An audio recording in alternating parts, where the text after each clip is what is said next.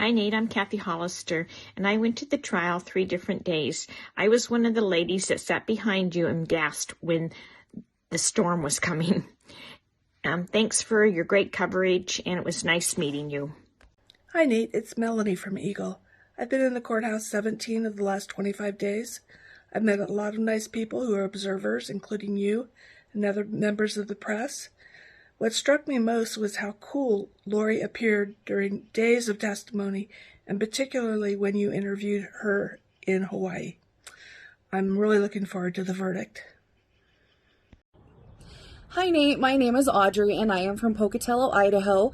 I attended court during Tammy's autopsy, and some things that stood out to me is just how intense it really is when you are inside that courtroom.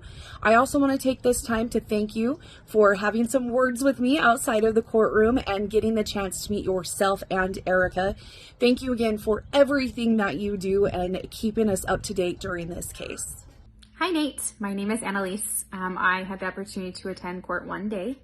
While I was in the courtroom, I had a very clear view of Lori, and so I was able to see her when her back was not to the gallery. One of the things that I noticed was her drawing.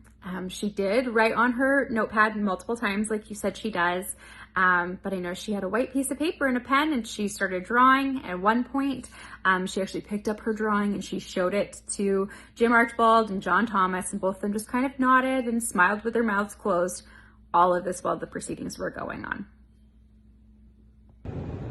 Hi Nate, Rebecca from Nampa.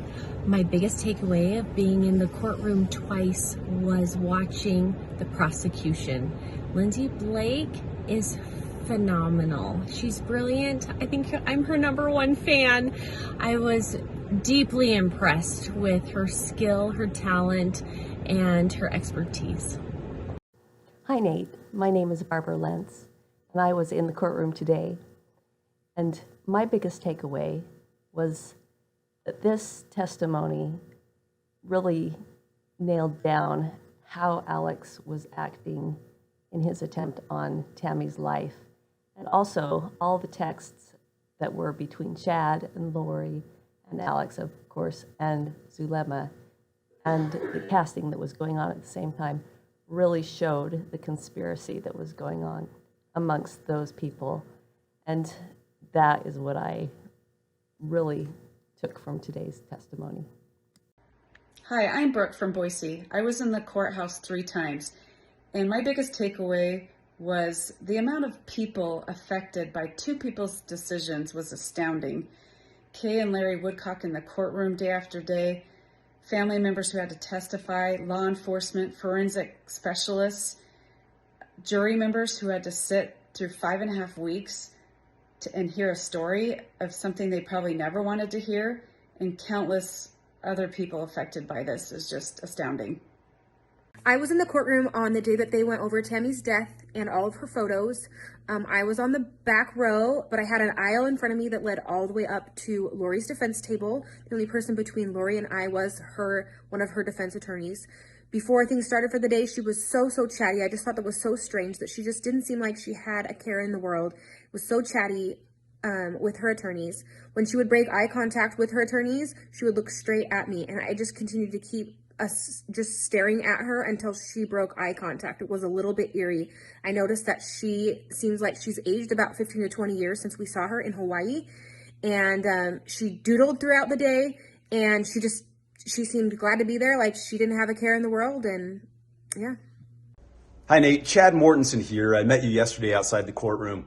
I think the most powerful thing for me yesterday was being in the courtroom, watching that snippet, that video clip of Tylee and JJ on September 8th at Yellowstone, and being able to look around and see everybody's reactions. Looking forward to justice being done. Thanks for your great coverage. My name is Gashay. I was able to attend court last week.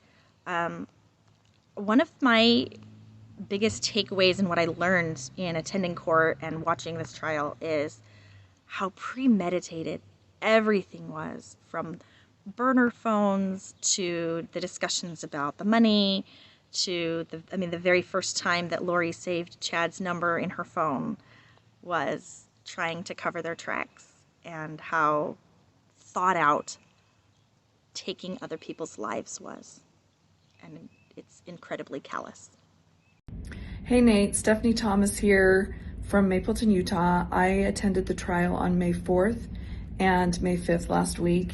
And for me, the biggest takeaway was the disconnectedness that Lori displayed in regards to the deaths of these people for whom she's allegedly responsible.